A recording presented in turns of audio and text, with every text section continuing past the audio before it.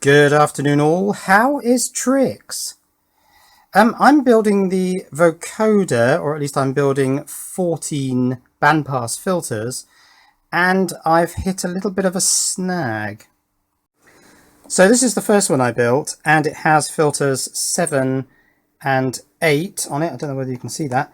Then I built this one that has filters 5 and 6, and then I thought, well, why not go on to filters 9 and 10, and they're on this board. So here's the circuit diagram of the bandpass filter.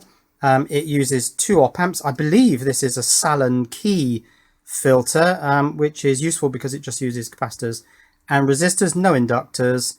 Op-amps, of course, are also relatively easily available and small. So the problem I have has to do with usage of the 2 op-amps in a dual op-amp package. This is a 1458. It's effectively 2 741 op-amps in one package. Now, Richard Becker, who designed the ETI Vocoder, which is what I'm rebuilding, he used IC1A for this first part of the filter and IC1B for the second part. So these 2 op-amps were the 2 op-amps in one chip. That's not how I've chosen to do it. I'm using one physical chip to implement the first op-amp in channels 9 and 10. I think it's that way around, yes. And then my second chip is simply this second op-amp, in other words, the second half of the filter, also in channels 9 and 10. But unfortunately, that's presented me with a bit of an issue, and it has to do with the component values for all the different filters. Here are the 2 filters I'm building, 9 and 10. And you can see filter 9 needs a 1458 dual op-amp, but filter 10 needs a TL082, which is also a dual op-amp, but it's JFET inputs, and well, they're different. And I can't do that because of the way I've laid this out. I can't have filter 9 using a 1458 because filter 9 uses half of this chip, and filter 10 using a TL082 because filter 10 uses the other half of the same chip.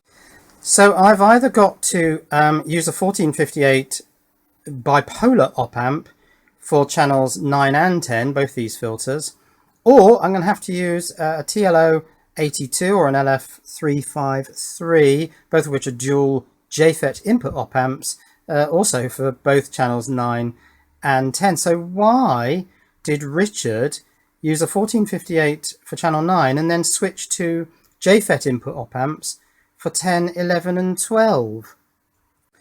Now, as we move through the channels, the filter frequency increases. So at first glance, you'd be forgiven for thinking that he switched to JFET input op-amps because he's getting to higher and higher frequencies.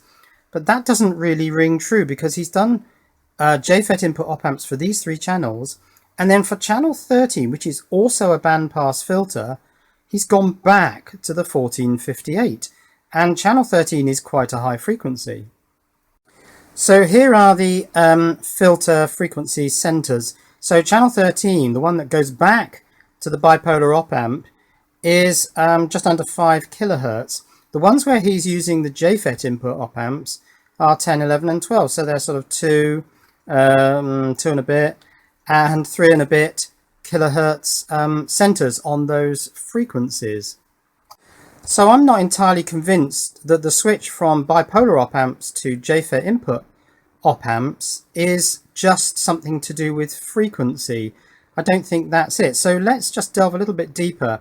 Where he uses the JFET input op-amps, he switches R6. Instead of a high value resistor, it becomes a wire link. Where is R6? Well, it's here. It takes the non-inverting input of the second filter down to ground. On the first filter, the non-inverting input goes to ground through just a wire link. On the second one, he's got a really high value resistor on the bipolar op-amps, but on the JFET input op-amps, he once again on this second half switches to a wire link. Why does the bipolar op-amp need a high value resistor here to ground, and the JFET input you can understand because the inputs are FETs so that they are effectively infinite input impedance. So you can understand that connecting either of these two inputs directly to anything is not going to cause any DC problems. So there's the mystery. 3 bandpass filter channels on this project switch to JFET input op amps, and I don't know why. I think I understand why this resistor becomes a wire link on the JFET input op amps, but why can't it be a wire link on the bipolar op amps? So I'm a bit mystified, and if any of you guys could help me out with this, I'd be extremely grateful. So I'm thinking what I'll probably do is for channel 10, I won't use the JFET op amp. I'll use the other half of the 1458 that I've already sort of put in the board. Where is it? It's this one. For channel 9. So yes, I think I'm going to have to use a 1458 there and then a 220k rather than that wire link, and just not use the JFET op amp for channel 10. I mean, I don't really understand that it can be much to do with frequency, because channel 10 is only 2 kilohertz. It's not exactly alarmingly high frequencies. I've just gone and put this piece of paper on my soldering iron sponge, and it soaked up all the water and started to blur all the text there. But yeah, why? Why is this? Why has this been done? I just don't get it. Yeah, so answers, if you have them, in the comment section, please, guys. What is the purpose of this very high value resistor from non-inverting to ground in the bipolar op amp? That goes to a wire link in the JFET one. And why would 3 of these sort of higher frequency channels go JFET, but then the highest frequency one of all, you can ignore channels 14 and 1 because they're different. That's a low pass filter and this is a high pass filter, but 2 to 13 are all band pass. Why is 13 back to a 1458? Weird. Cheerio.